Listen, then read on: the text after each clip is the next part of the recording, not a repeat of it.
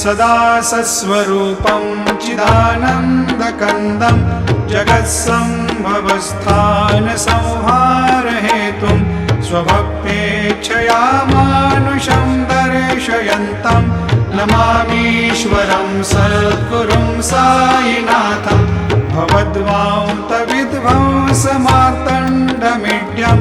मनोवागतीतं मुनिर्ध्यानगम्यं जगद्व्यापकं निर्मलं निर्गुणत्वां नमामीश्वरं सद्गुरुं साईनाथं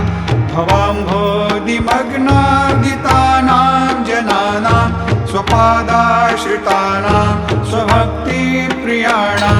समुद्धारणार्थं कलौ सम्भवन्तं नमामीश्वरं सद्गुरुं साईनाथं सदा निम्बवृक्ष